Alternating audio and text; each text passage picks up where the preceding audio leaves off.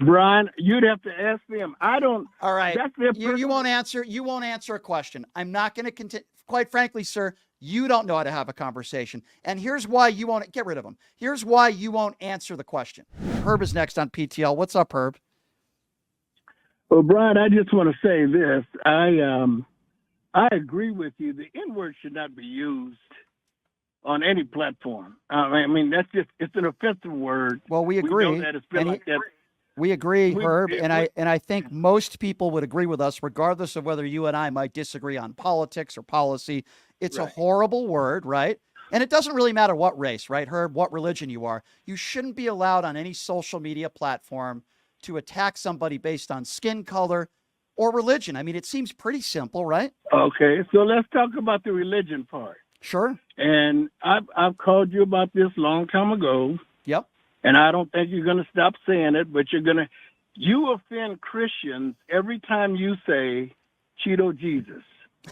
That's an offensive. That's okay. So here's why I say that word. And by the way, let me finish saying what I'm saying. Okay, go ahead, and then I will respond.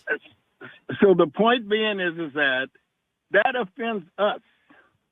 You don't talk about Muhammad. Okay. You don't talk about Buddha. That. Okay, hold on. You make the comment about Herb. Okay, let's have a conversation, Herb. Let me respond to what you just said. First of all, there is no analogy or direct correlation to calling Donald Trump Cheeto Jesus and somebody calling somebody the N-word. They're comparing apples to oranges. That's number one.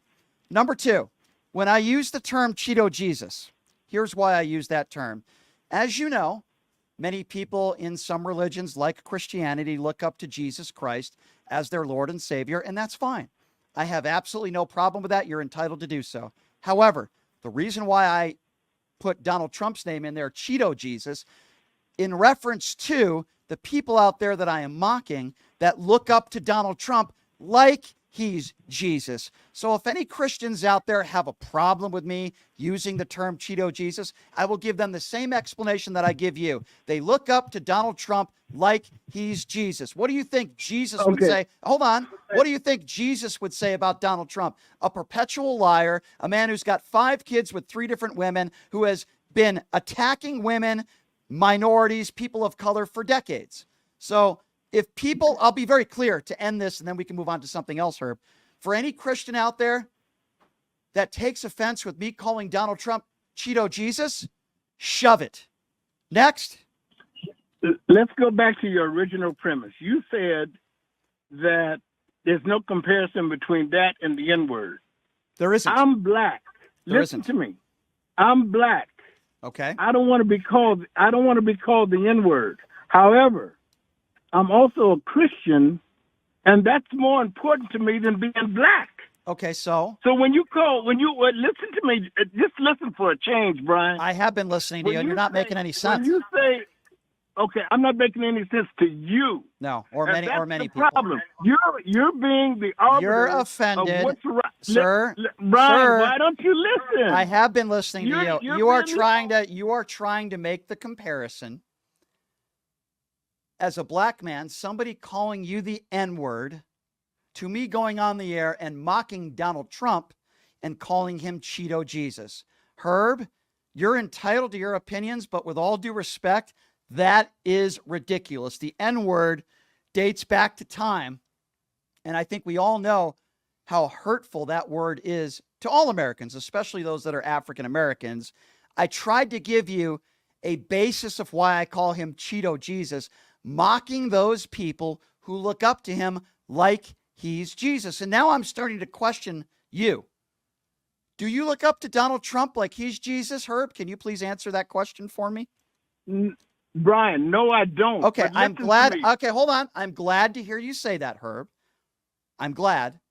What would you say to somebody who does look up to Donald Trump like they're the next Messiah? That a Christian that looks up to Donald Trump as their Lord and Savior. There are many of those people out there, people that buy the Trump condoms, people that buy the Trump gold sneakers, people that buy the Donald Trump Bibles for $70. So Herb, my question to you is, what do you think of those Christians? What do you think of those people? Brian, listen to me. Why don't you answer my question? What is more important to you? Being from the East Coast and being Caucasian Okay, or being Herb, Jewish? I'm going to ask you the Which question. one was it? Herb, we're having a dialogue, and in that dialogue, you ask me You a can't question. have a dialogue, Herb, Brian. You don't know how. Herb, I'm You don't asking know you, how. Herb, I'm asking you a question. After you answer my question, you may ask me a question, and I will answer it. That's how a conversation Okay. works. Quite frankly, sir, Okay. I do know how to have conversations. You're just not listening to me. Now I'm going to ask you the question again, which you failed to answer. What do you make of the Christians out there? We know they're out there, not you in particular, but the Christians out there that look up to Donald Trump as their Lord and Savior and the next Messiah.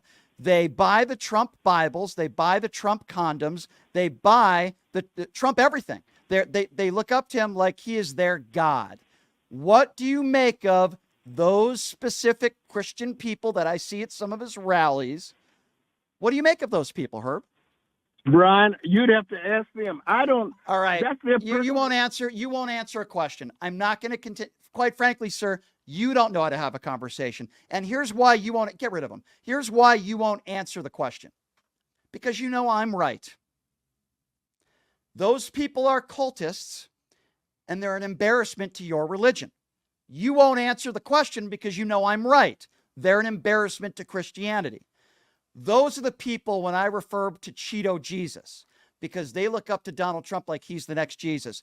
Now, you can disagree with me, but that has no direct correlation and no excuse in any way, shape, or form in any circumstance to call somebody black the N-word. And that's what you're trying to do, make a direct correlation. You lost the argument. You don't know how to have a conversation. Have a nice day. I want to ask you a question on a lighter note. I want to get your opinion on this because I don't know what your answer is going to be. I do call Donald Trump names sometimes. I call him, an orangutan, which is probably wrong. It's probably not the right, appropriate way. I call him sometimes Cheeto Jesus. Orange turd is another one. Okay. Some people get angry at me. Some people, even that don't like Donald Trump, get angry at me. And the reason why I call him Cheeto Jesus is because of the people out there that look up to him like he's Jesus. I'm not mocking Jesus. I'm not mocking Christianity. I'm not mocking anybody that's religious. What I am doing is I am mocking the cult, people that look up to him like he's Jesus, and I call him Cheeto Jesus. You being a pastor, would you criticize me for that, which is okay? Do you think it's wrong of me to do, or do you think I have the right to do that? I know we just met maybe 2 weeks ago. Yes. But you should really look at my timeline to see that you're gonna have to work really hard to outpace me in the ridicule. Ridicule is necessary. It is a tool that Mark Twain established very beautifully for us in American politics. These people need to be humiliated and shamed. We must absolutely break their frame. They have had the last 4 years to just reinforce their beliefs without any real opposition. And so they believe these things. And the only way you can break a frame sometimes, Brian, is by flipping a few tables like Jesus did in the temple. So yeah, there is a time and a place for us to be civil. There's a time and a place for us to be kind and merciful and to be loving. I believe in all those things. But when all else fails, you better crack a whip and flip some tables.